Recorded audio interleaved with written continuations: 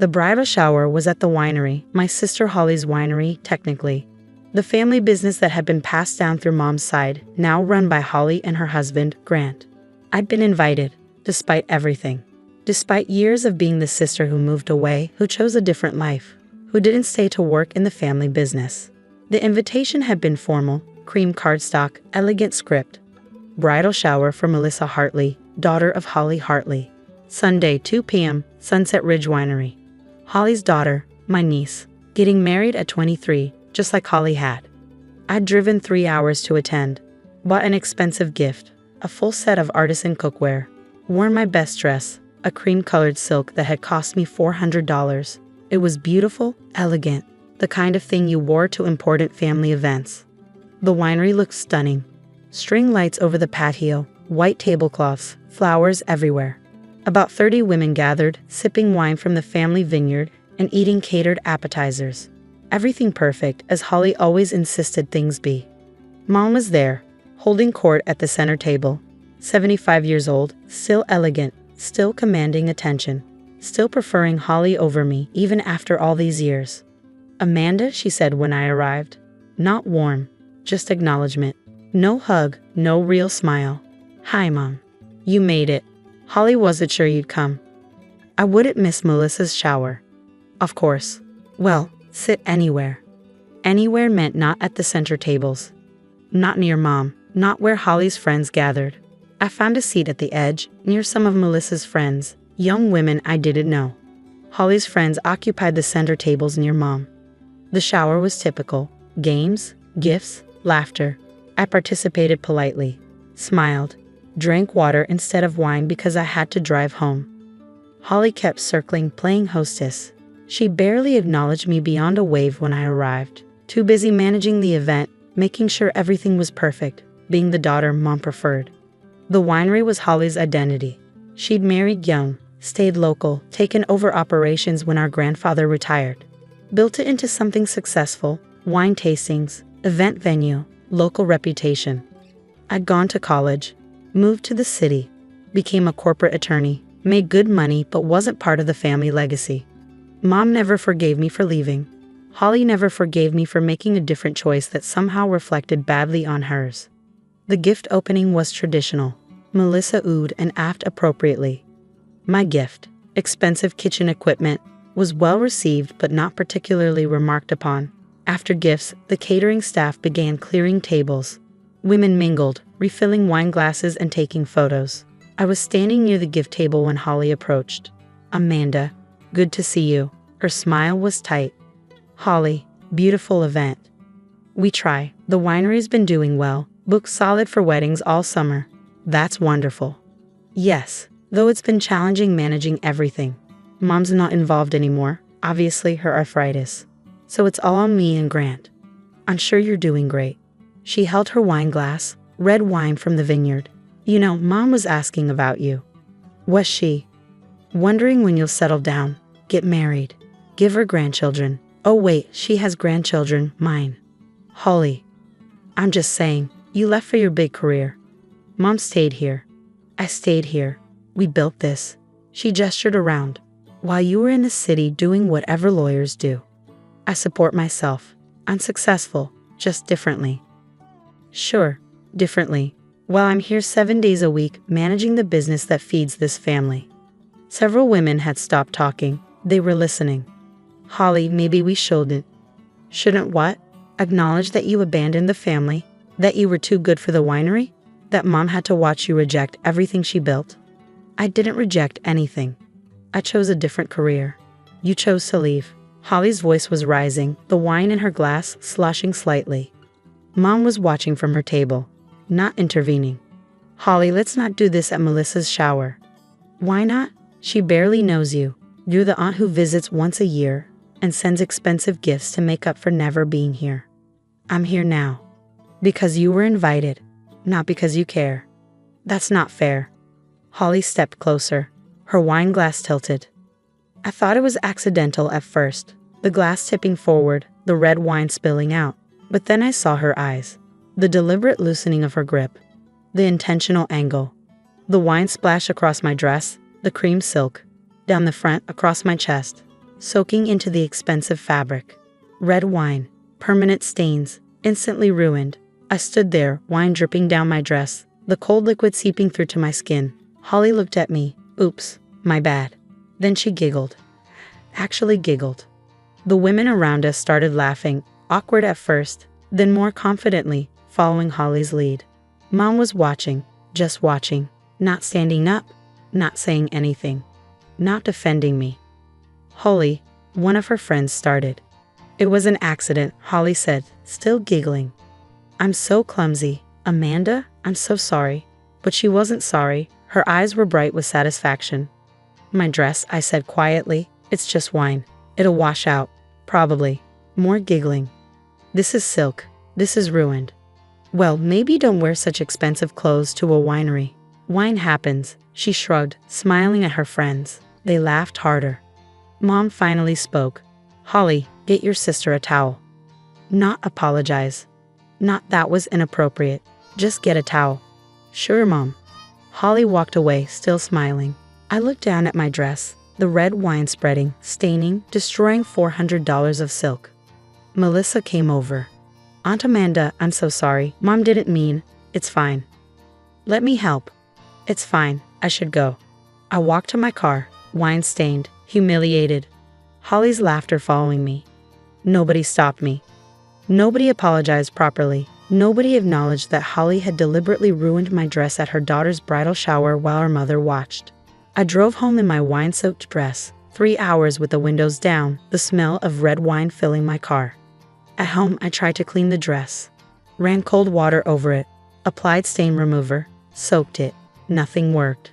The silk was ruined. The wine had set. $400 destroyed because Holly wanted to make a point about my life choices. I hung the ruined dress in my closet. Evidence. A reminder of what my family thought of me. Then I checked my mail.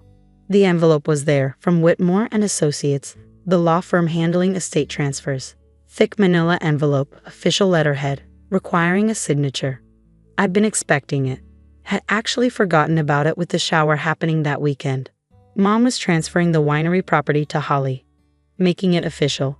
Making Holly the sole owner instead of keeping it in the family trust, where it had been for 40 years. But there was a complication, one Mom and Holly had probably forgotten about. Grandfather's will had specified that any transfer of the winery property required the unanimous consent of all direct descendants. That meant Mom's signature as current trustee, Holly's signature as recipient, and mine. I'd inherited the same legal rights as Holly under grandfather's will. Equal rights, equal share, equal say. I'd never exercised them, never interfered with Holly's management, never challenged her decisions or asked for profit distributions. But I had to consent to the transfer. Without my signature, nothing could proceed. I opened the packet, property transfer documents, quitclaim deed, trust dissolution papers. Multiple pages requiring my notarized signature to release my inheritance rights and allow Mom to transfer full ownership to Holly. There was a cover letter from Mom's attorney. Ms. Brennan, please review and sign the enclosed documents at your earliest convenience. Mrs. Hartwell wishes to complete this transfer by month's end to coincide with the winery's 45th anniversary. Your prompt attention is appreciated. Prompt attention. They needed my signature. Without it, the transfer couldn't happen. Holly couldn't become sole owner. The property would remain in the trust, jointly owned by all of us under grandfather's will. I looked at my wine-stained dress hanging in the closet. I called the attorney's office Monday morning. Whitmore and Associates. This is Amanda Brennan. I'm calling about the winery property transfer documents. Yes, Ms. Brennan. We sent those last week. Have you had a chance to review them? I have. Wonderful. Can you come in to sign, or would you prefer we arrange a notary to come to you? Neither. I'm declining to sign. Silence. I'm sorry, declining? I'm not consenting to the transfer. I'm exercising my rights under my grandfather's will to maintain my ownership interest in the property. Ms. Brennan, I'm not sure you understand. This is just a formality. Your mother and sister have already agreed, and I'm declining, which means the transfer can't proceed without unanimous consent, which I'm withholding. May I ask why? That's between me and my family. Ms. Brennan, This will complicate the estate planning significantly. That's unfortunate. My decision is final. Your mother and sister will be very disappointed. They'll be informed by your office, I assume. Good day. I hung up. Within an hour, Holly called. I didn't answer. She called 5 more times. Then Mom called. I answered. Amanda, what is this nonsense about not signing the papers? It's not nonsense. It's my legal right. Your legal right? The winery is Holly's. She's run it for 20 years, and she can continue running it. But I'm not signing over my ownership interest. Why would you do this? Because Sunday, Holly threw wine on my $400 dress, giggled, and you sat there watching. Then her friends laughed, and nobody apologized. That's what this is about, a dress. That's what it's about, respect, which I didn't receive. Holly said it was an accident. Holly deliberately poured wine on me while making a speech about how I abandoned the family. That wasn't an accident. That was calculated humiliation. You're being dramatic. I'm being clear. I won't sign documents for people who treat me like trash. Amanda, this is the family business. You can't hold it hostage over hurt feelings. I'm not holding it hostage. I'm exercising my legal rights. If Holly wants sole ownership, she can buy out my share. Buy you out? With what money? That sounds like a Holly problem. She owns a successful winery. Surely she can arrange financing. You know wineries operate on thin margins. We can't afford to buy you out. Then I remain a co-owner, as grandfather intended, as his will specifies. This is cruel. Cruel is watching your daughter pour wine on your other daughter and doing nothing. Cruel is allowing your granddaughter's bridal shower to become a humiliation event. Cruel is valuing one daughter over the other for 20 years. I don't. You do. You always have. Holly stayed. I left. That makes her the good daughter and me the bad one. Even when the good daughter throws wine on me, you sit there silent. Holly was upset. Holly was vindictive. There's a difference. Mom hung up. Holly called from her husband's phone. I answered. Amanda, this is insane. You can't block this transfer. I can. I am. Over a stupid dress? Over deliberate disrespect. It was an accident. It was punishment for not being you, for making different choices, for leaving. You're going to destroy the winery over this? I'm not destroying anything. You can keep running it. I just won't be signing away my inheritance rights to someone who pours wine on me. That's blackmail. That's consequence. You want me to happily sign over my share of the family business after you've humiliated me? No. What do you want? Money? Is that what this is? I want nothing from you. Then sign the papers. No. I'm keeping my ownership share. As grandfather intended, he wanted all his grandchildren to have equal rights to the property.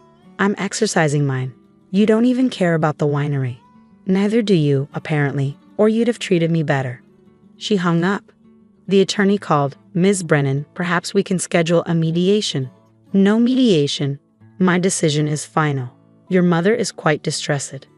My mother watched her daughter assault me with wine and said nothing. She'll survive some distress.